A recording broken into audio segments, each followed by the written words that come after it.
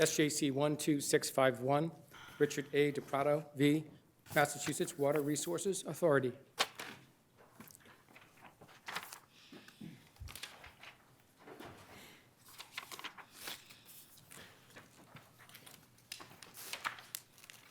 Ms. McNamara, you may proceed. Good morning, Chief Justice Gantz, Associate Justices. May it please the Court. Megan McNamara on behalf of Appellant MWRA. I am accompanied by MWRA's General Counsel, Carolyn Francisco Murphy. The MWRA terminated the employment of one of its managers because it believed that manager lied about his ability to return to work in order to receive paid benefits, and then lied to the MWRA during its investigation. Despite this, the jury found MWRA liable for retaliation under the FMLA, ADA, and Chapter 151B. The MWRA now challenges that jury's verdict for various grounds, all of which have been briefed for this Court's consideration. However, this argument today will focus on two primary issues. One, the error in the Court's jury instructions as it relates to causation, as well as the honest belief doctrine, which are the two issues for which this Court solicited amicus. Specifically, I intend to address why but-for causation is the appropriate standard under FMLA retaliation claims, and why the Court's errors in its jury instructions, which applied a lesser negative factor standard as to all of the plaintiffs' retaliation claims, both state and federal, constitute reversible error. The appellee says that the negative factor is consistent with but-for. Respectfully, Your Honor, I disagree with that position. I believe that is our position, that negative factor is a substantially lesser standard. But for, as this Court has defined in Lipschitz, is the active efficient that causes the adverse action to occur. It is the driving reason. It may not be the sole reason, but it is certainly the active and substantial, one of the active and substantial reasons for the action.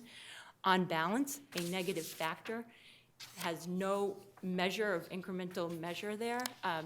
It could mean anything. A negative factor could cause the action to occur. It could not. It could be very minor in the employer's mind. There's no way to really navigate what a negative factor versus but-for or determinative factor causation means.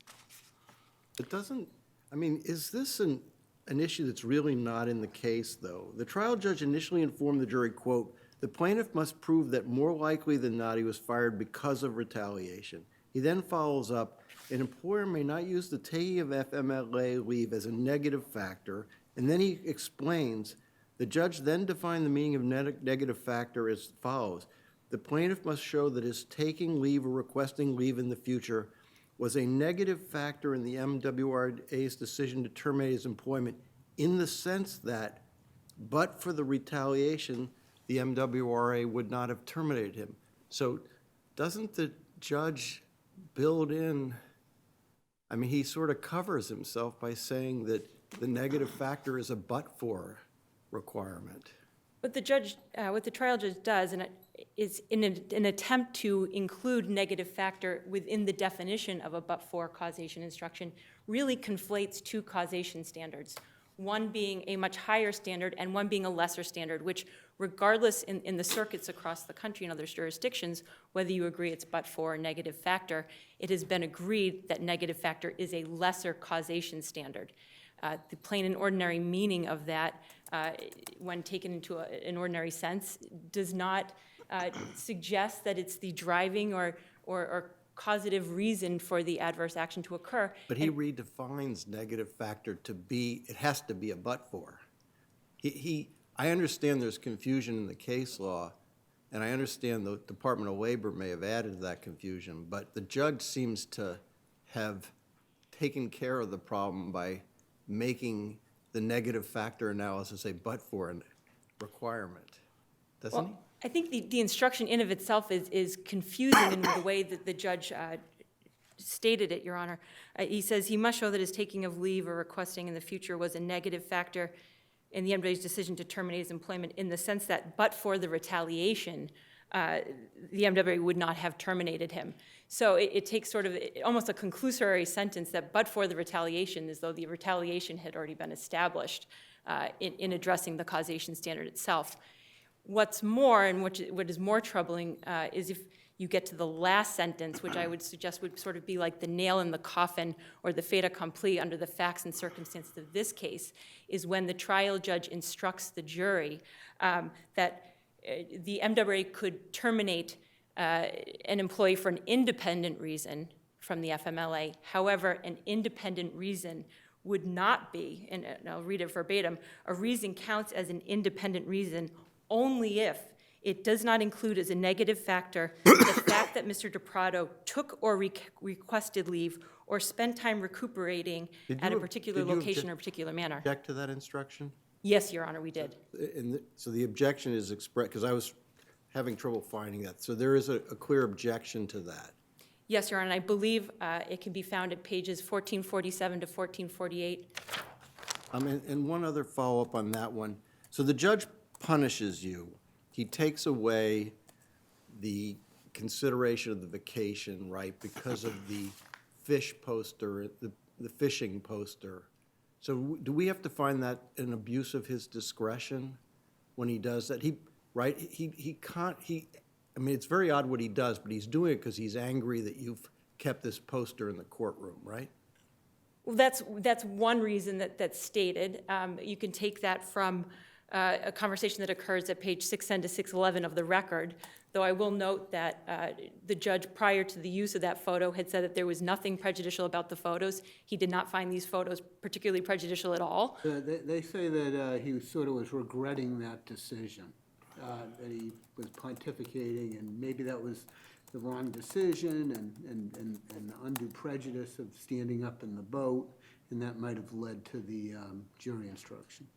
Well, Your Honor, if you look at page 537 of the record where this conversation occurs with the judge, and this is prior to the photos being introduced into evidence and prior to the jury coming out in the presence of just counsel, the issue of the photos was readdressed with the court. This was based on testimony by Mr. DaPrato concerning his limitations on vacation and specifically the accommodations that had to be made for him while on this fishing trip. They contradicted what was in the photos.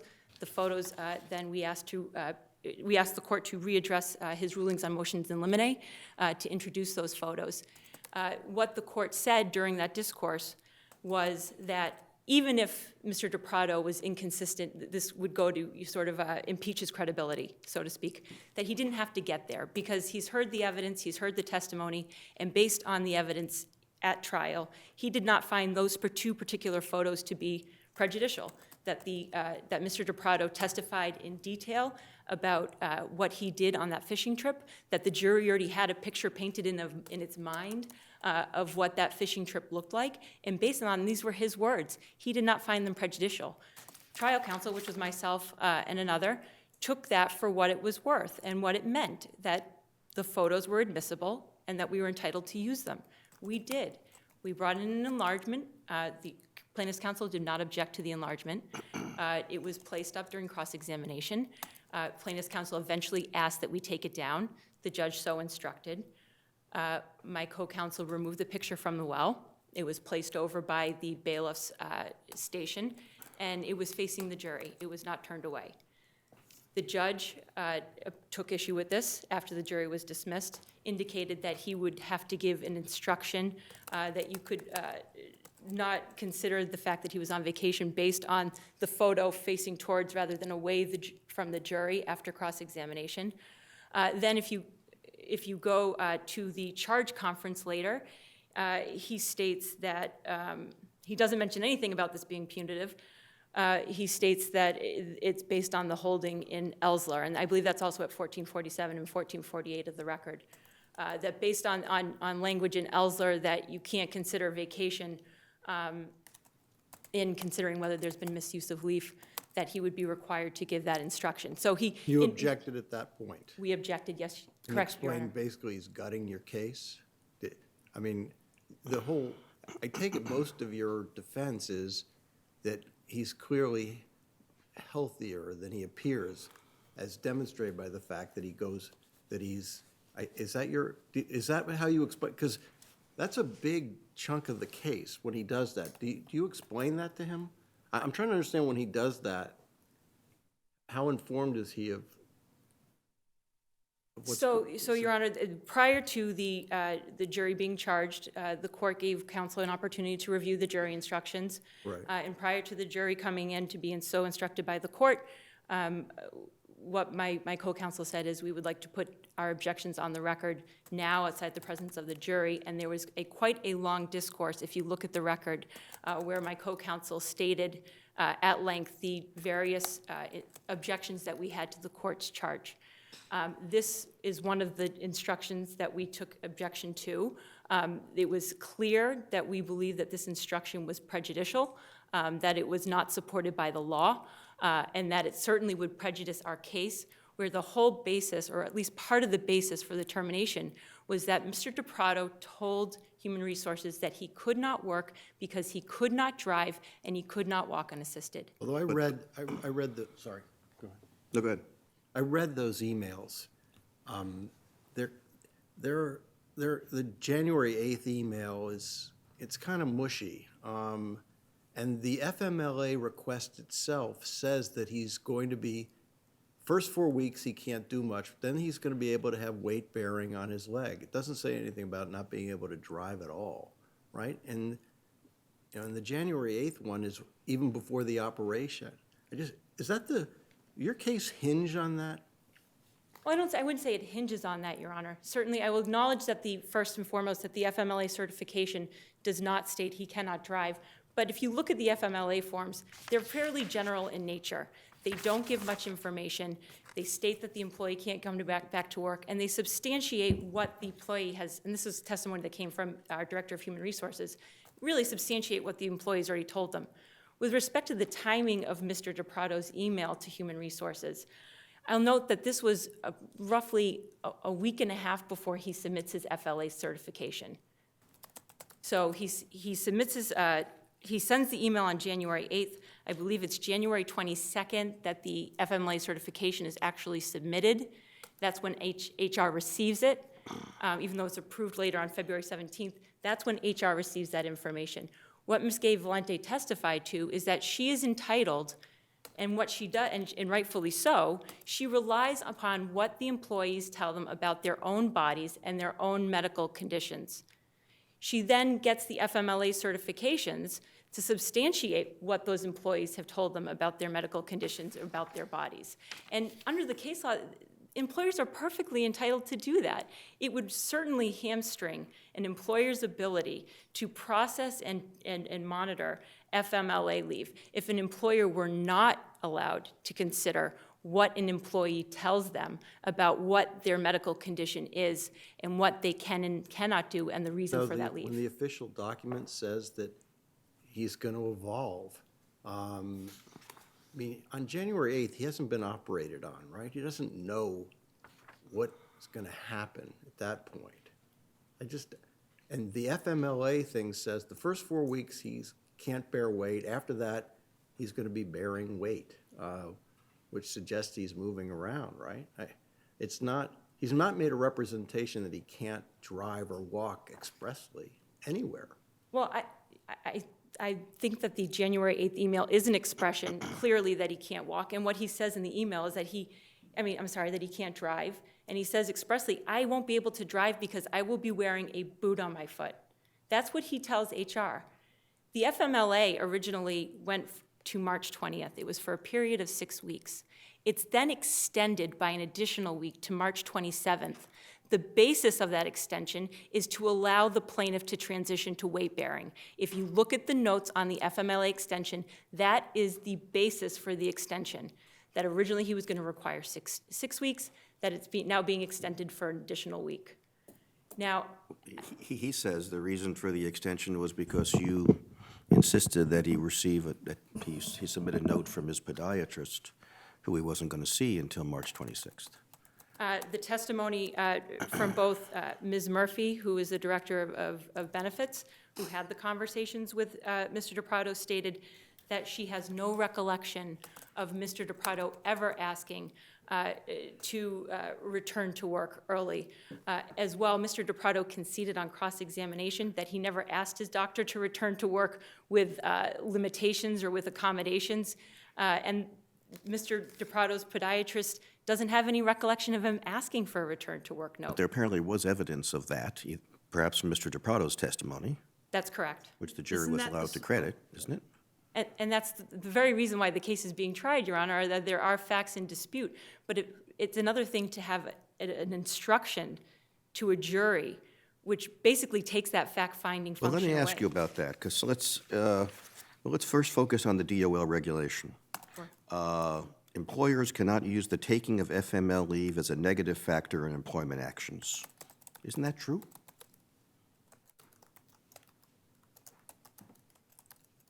I would say certainly, it's true that you cannot consider the taking of leave.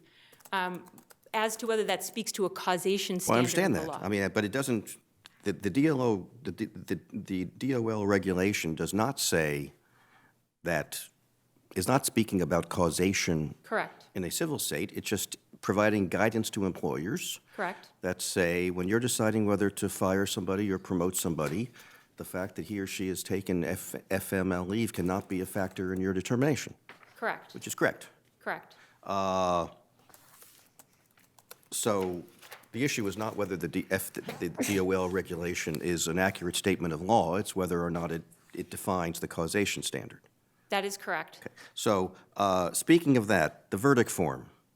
The verdict form, the jury said that the jury was asked to find whether or not he was terminated, quote, because of retaliation for taking or requesting FMLA leave. It's because of. That is true. And we don't dispute that because of is in the actual questions to the jury.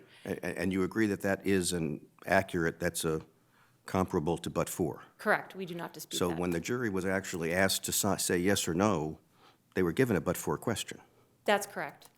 Going to the statement that is at issue with regard to the jury instruction, can you count as a negative factor the fact that he went to Mexico during the course of his FMLA leave? Well, I don't think that that's what the instruction was, Your Honor, first of all. Well, let's go through it. A reason counts as independent reason only if it does not include as a negative factor the fact that P took or requested leave. That's the first part. That's true, isn't it? Correct. You couldn't say you can't go on vacation because you're on FMLA leave, right? Correct, correct. And So that part of it is correct as a statement of law. I think the FMLA does not allow employers to say you can't go on vacation, but in the same vein, employers do need to, the use of leave, employees have to use their leave for its intended purpose. If they don't use the leave for its intended purpose, then they're not protected under the FMLA. And that's what Section 2614 states when it gives a right to reinstatement for employees, that employees who use leave for its intended purpose are entitled to reinstatement. And specifically, the DOL has a regulation, 825-216D, which states that employees who misuse leave are not entitled to Okay, reinstatement. but you didn't fire him for misusing leave. You fired him because you said he lied. We terminated Mr. DaPrato, one, for his misrepresentations about his leave in order to receive paid benefits. That's one way of saying he misused his leave in order to get salary continuation. Misrepresented that he was going to be going on vacation? Misrepresented his ability to work, Your Honor. His ability to work. Correct. Not that he had told his supervisor he was going to Mexico.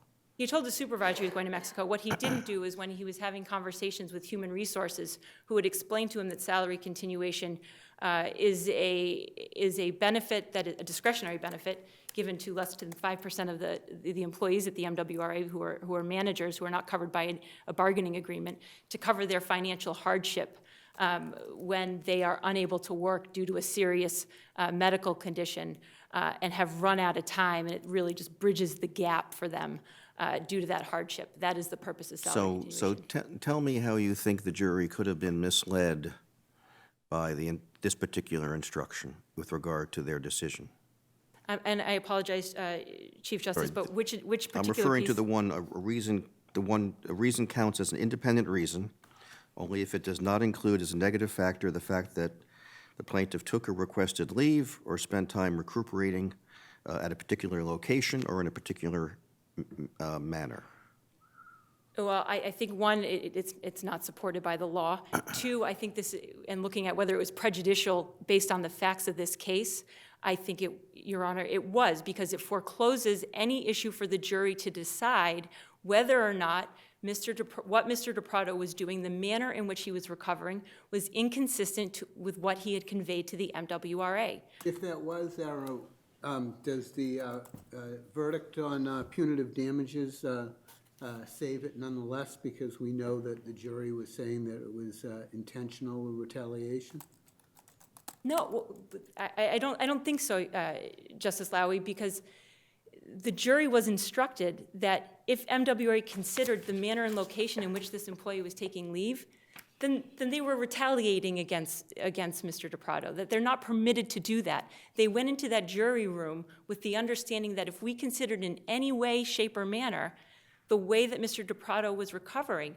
Now, remember, there was testimony Isn't it because the case is tricky because the question is he lying about whether he's entitled to the leave? That's what makes this a harder case, because this is a retaliation case, right? Correct. And your argument is that what he did on vacation, including driving to the garage, right, is evidence that he really wasn't hurt, or he wasn't hurt as badly, right? So I take it your argument is when you take away what he did on vacation, fishing, standing up, and what he did driving to the garage, carrying the heavy suitcases out of there, suddenly we can't show he's lying about his physical condition. Is that essentially right?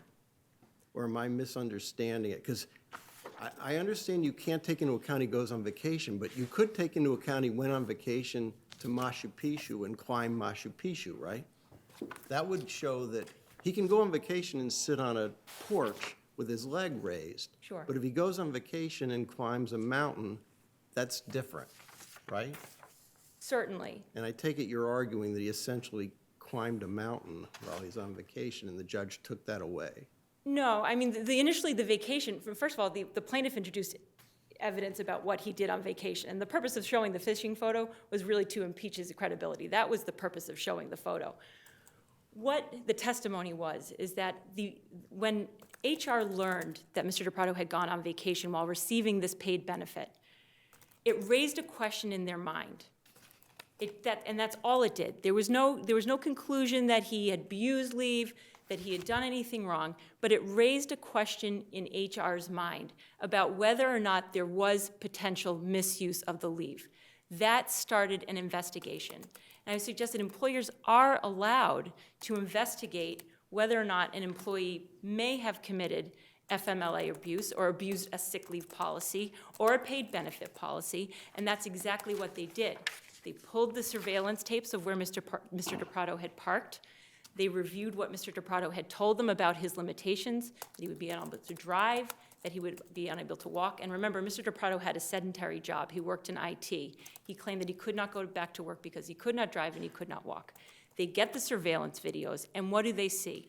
They see an individual who is driving his car, who is walking around, and who appeared to them could return to work. Their belief, which he had misrepresented their leave, was founded on facts, was founded on what Mr. DaPrato told them and what they viewed on that video surveillance, which they believe contradicted one another. And that is where the jury instruction becomes so problematic. Because what the judge was essentially telling the jury was that if the MWRA considered what Mr. DaPrato was doing while on that leave, in other words, what was shown on the surveillance tape, there's no explanation for what that means, right? Just as the manner, then the MWRA did something wrong and you must find them liable. That's how that instruction reads. Because it's no longer an independent reason, it's an impermissible reason for termination, and that is not the correct, that's not the correct state of the law. There are cases that, and if I may, Your Honor, just 1 minute to finish my thought. You may finish your thought. Thank you. Under the honest belief doctrine, if an employer believes, and this is nothing new or novel, this is what the court has applied, you know, if an employer believes that an employee has misused leave, that is a non-discriminatory valid basis for termination. The same applies here. We believe that an employee had engaged in misconduct. That is a non-discriminatory valid reason. And for those reasons, that instruction was so fatal, and it was fatal to all of the claims, not just the FMLA, but Chapter 151B and the ADA. All right, thank Thank you. you. Mr. Mantell?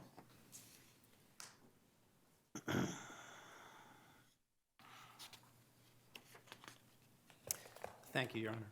My name is Robert Mantell. I represent Richard DaPrato in this case. I have with me David Belfort, who tried the case with me. The first issue brought up was the but-for instruction. As Justice Kafka said, the instruction was properly given a number of times, in fact. In fact, the jury was told that, indicated that the retaliation had to be the only reason for the discharge in order for them to find for Mr. DaPrato. The jury found for Mr. DaPrato under proper instructions and under proper jury verdict forms. Now, the suggestion So does that mean that we need not resolve the federal question? that is correct.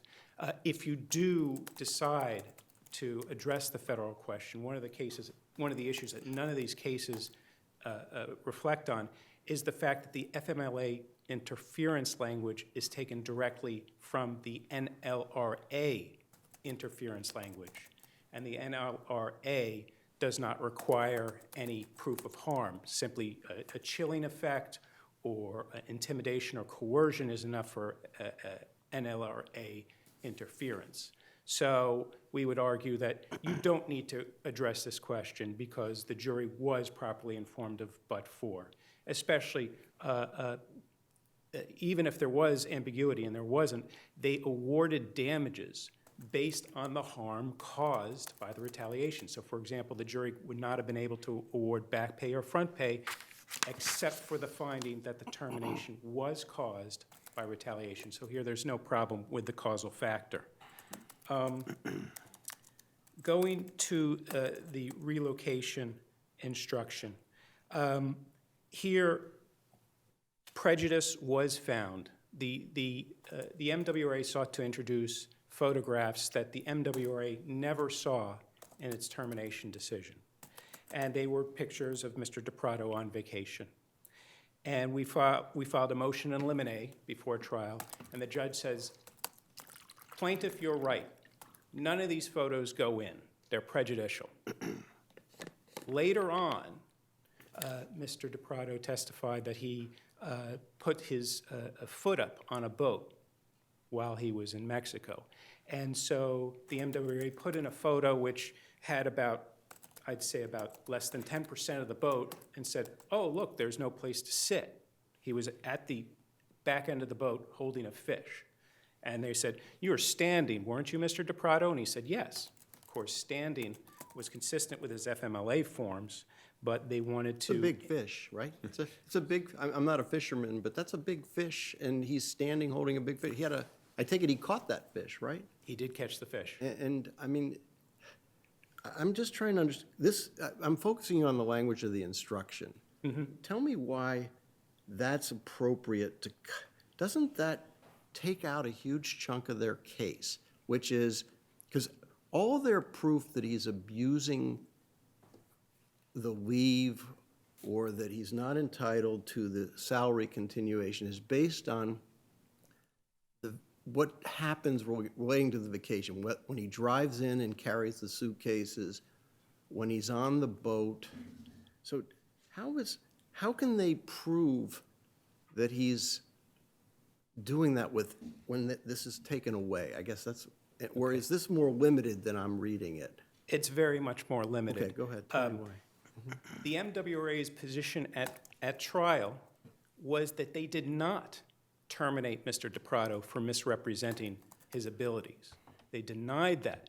Mr. Lasky said, I made no judgment to that effect. No one in the room made that judgment. None of us are I doctors. find that hard to follow because they terminate him for lying, right? He's Yeah. only lying if he's misrepresenting his abilities to work and what he did on vacation, whether he was on vacation or not, right? No. Okay, go ahead. Well, 'Cause they asked him, last week, were you in Mexico? And they say he answered no to that. Right, and the jury clearly didn't believe that. Did not believe that, and the judge found he But did they not have lie. other arguments, which is that he said he couldn't drive, and he's driving, and he's carrying the bags, and they said he couldn't do stuff, and he's fishing. I take it, it just seems like that is, if the issue is whether he's lying about whether he's entitled to leave or entitled to salary continuation, isn't this pretty important to take this away from them? No, because the salary continuation policy permits people to go on vacation while they recover, and all of their, I concede that, but there's a difference between going on vacation with your foot up in Florida and going on vacation in an active vacation, right? And it's one thing to go on vacation when your spouse is carrying your bag, and it's another thing when you lift the huge bag, right? I mean, aren't those legitimate things to look at? they can be, but they did not have these photos in their possession at that time. Number one, all they had at the time was, oh, he's in Mexico. Number two, he never said he couldn't lift anything. By the time they had the video, he had been out of surgery for 8 weeks. Yeah, but going on vacation can absolutely be consistent with the leave, no doubt about it. The issue, though, is if you have a salary continuation, isn't that saying by definition, well, I can't work?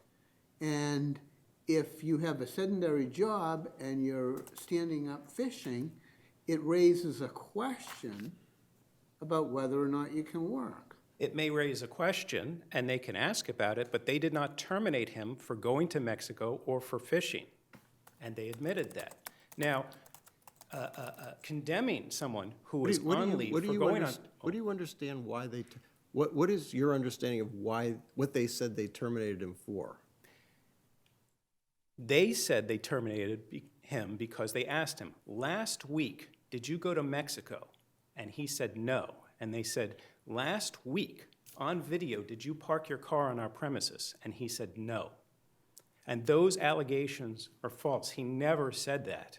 And not only that, those supposed falsehoods are so obviously false that it's absolutely baffling that they would have believed that he was taking that position. But to answer Justice's question, it's a common theme in these cases where an employer is condemning of an employee who goes and does other things while on leave. So for example, in the Essler case, the employee goes on leave because she has anxiety. She goes to New York for the weekend, completely consistent with what she's supposed to do. She's supposed to relax. She falls and breaks her wrist, and the employer says, oh, you're on vacation while on leave. And this court rightly said, you know what, that expression is an expression of hostility towards the FMLA leave, because as long as you're acting consistent with your limitations, the employer can't say, oh, you can't go to, you can't go shopping, you can't go, anywhere, do chores, because that shows that the employer is acting on stereotype and unfounded bias of what a sick person looks like and what a sick person is supposed to do. They saw Mr. DaPrato picking up or pulling a bag out of a taxi and taking it to another car. They said in their mind, that is inconsistent with his limitations. Well, it wasn't. And they didn't ask their own internal medical people. They didn't look at the medical documents. They didn't ask his doctor.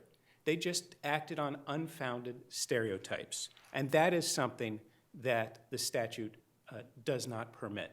And jumping ahead to this good faith thing, there's something that I'd like to address in the FMLA statute itself. It actually contains a good faith defense, but not for liability. For liability, it says, if you have FMLA leave or requesting FMLA leave, you can't be terminated because of that.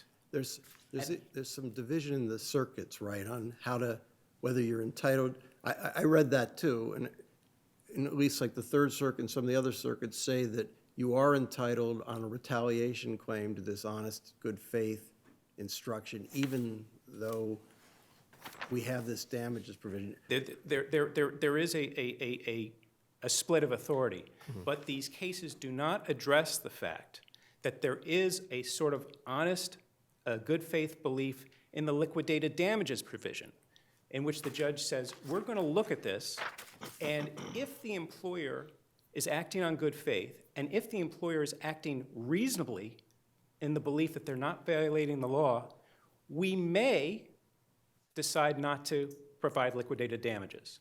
So even if there's good faith, even if there's a reasonable basis to believe that you're not violating the law, you still, as an employer, can be subject to liquidated damages. It's absolutely inconsistent to have a good faith defense to liability when good faith does not even give you a defense to liquidated damages. And these cases don't address that. Is there any inconsistency with the judge's, the judge concludes that they did act in good faith but unreasonably, so he does give liquidated damages. Is that consistent with his denial of the motion on the punitive damages, that it's, so the evidence is outrageous, but they've acted in good faith? Right. It's not inconsistent at all, because the judge found that the jury could find more severe misconduct than he found. And in fact, he made some, what we believe, errors which were fundamental. He felt that Ms. Gay Valenti forgot about the FMLA forms when she told the group that he was violating his medical certifications. He said she forgot. But the employment manager said that Ms. Gay Valenti reviewed those FMLA forms soon before the meeting. So the evidence was that this non-disclosure and misrepresentation was intentional. The judge said that Ms. Gay Valenti's email, oh my God, responding to his leave, is he serious, was based on an anger that he was taking vacation while on leave. But that's not true, because the undisputed evidence was that she learned of his vacation after she wrote that email, thereby compelling the conclusion. I get the sense that the, at least from the MWRA's perspective, that the email was the frustration after all the effort on the salary continuation, and had nothing to do with taking vacation, or that he was going to have other operations down the road. Well, a jury is permitted to find that it's an expression of hostility, just as the judge did.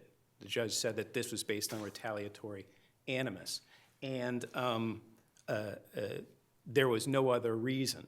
Now, they're HR professionals, so if they make a mistake, if they have to recode something, I don't know how much of a problem it is for them, but that's their job.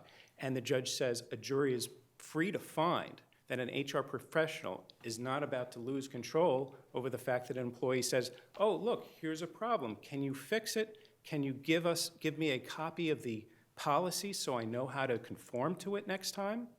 The judge said that their response and their explanation of that response is unreasonable. I want to address... But can you address the front pay? So this seems to be a fairly novel, or at least complicated, issue about how you deal with it. So he loses his job, and so his pension amount decreases. But at the Correct. same time, in terms of mitigating his damages, he starts earning more money than he would otherwise earn. The judge compensates him for the pension loss, but doesn't subtract the fact that he's earning more money. Isn't that an error? That's not an error, because for two reasons. First of all, well, And particularly, can you provide any case law to provide guidance? Because I found one federal case, one federal circuit court case that says you can offset front pay and pension, but any cases that you can give as guidance would be useful in this answer too. well, a large majority of the cases say that pension is a collateral source, and that is the Really? Because I don't understand, if his salary generates the pension, how can that it's not like an insurance proceeds. So we have cases that say a pension is a collateral source in terms of front pay damage calculations? Yes. Go ahead. Which DiCarlo, case? but it's going, they're offsetting in the opposite direction. But DiCarlo says that pension is a collateral source. DiCarlo cites Houghton, DiCarlo is, I'm trying to remember which case that is. That's the Appeals Court 128? ABCC, right, exactly. Well, that's not helpful. Well- Any real federal law on this? 'Cause There's this is a two cases, EEOC versus Grady and EEOC Consol Energy. Those cases also say collateral source. And the important part is, Are those in these your are brief? Are those EEOC. in your brief? The Grady is, the EEOC versus Consol is in the Mila brief. Okay. But the whole point is that the pension benefit is an asset that does not go up or down depending on whether he works in the interim or not. He could have stopped working and the pension would have stayed the same. He could have started working a lot and the pension would have stayed the same. I'm So confused by that. The longer he works, the better, higher his pension is. exactly, but if he's fired and then in the period after he works a lot, the pension stays the same. It's a defined benefit plan. It stays the same. And I'm confused. I know, I'm very familiar with defined benefit plans because the 7 of us have that. So the longer we work, it makes a difference, particularly for state employees. correct. And that's why the judge gave him a boost up, because he lost the ability to accumulate more money in his pension, right? To have a Correct. more rewarding pension. So you've lost me on how this doesn't matter yet. Okay. So what the judge did, and the judge has discretion in terms of applying collateral source and in terms of awarding front pay, which is both. So he gets the discretion. The judge finds that the pension, which is different money, different administrative authority, different statutory authority, is different than the MWRA and their coffers, okay?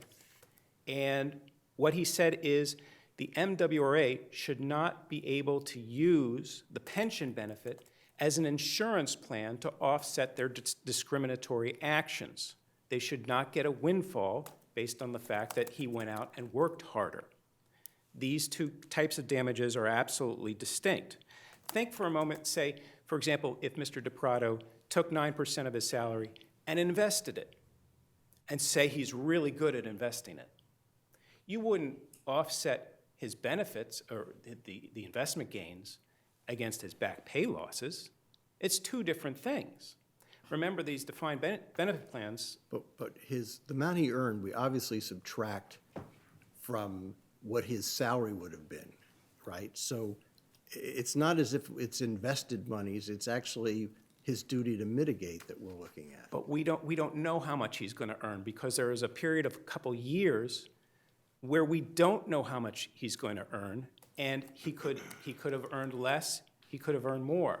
The fact is that there was a gray area, and we don't know. So what the judge said is, given that he could earn less, sure, I'm not going to award you lost pay for that period, but I'm certainly not going to offset a temporary surplus against an injury that we know happened. Along those lines, two questions, which I've not seen before. Is there any case law as to, I've never had a case in which somebody actually earned more. So do we have any cases in which the court addresses the issue of, well, you actually earned a lot more on front pay, so we're going to allow the jury to debit that with regard to all damages, not just as to front pay? I mean, you're focusing on purely whether or not it can be, the issue presented is whether it can be debited as to front pay. Do we have any case law that says you can't debit it as to back pay or other categories of damages? Yes. So actually, that happened in this case. There was the first 3 months of initial unemployment where he gets, he loses pay. Then he gets employment at a later back pay period. He earns more than he earned at the MWRA. The MWRA wanted to credit that surplus against the first 3 months, and the cases said, no, you can't do that. So for example, if I'm out of work for a year, and then I get a job at $1 billion a year, that $1 billion doesn't offset that first year of unemployment. It just means that my period of back pay losses end. and the cases say that very much, and I have cases on that, and that's what the judge ruled in this case. Okay, now, with regard to the issue of pension, certainly if you fail to look for work, the defendant can say that you failed unreasonably to mitigate your damages. Correct. And therefore you can't get it. Is there any case law as to whether or not if you retire earlier than you otherwise would because you were fired, whether there's any obligation for you to mitigate damages by trying to join another retirement plan or trying to somehow address that issue? There is an MCAD case that says taking early retirement is mitigation of damages. And if you'd like, I can send you a letter with that site. But feel comfortable in the fact that the amounts that he received in early retirement were offset against the pension benefit that he was awarded. I mean, he doesn't get to get early retirement and then get his full pension on top of that. But I guess the question more precisely is, and Justice Scaglione is not going to help me on this one, is I'll take that bet. whether somebody could argue failure to mitigate damages because you just retired. If he had basically done nothing and said, I'm just going to retire on less, could there be any argument that says, no, you failed to mitigate damages with regard to retirement because you failed to look for other work? Absolutely. But in this case, he did. He found other work, more lucrative work, within 3 months. No one's doubting that he mitigated his damages here. They're saying that he mitigated too well. Okay, thank you. Thank you very much.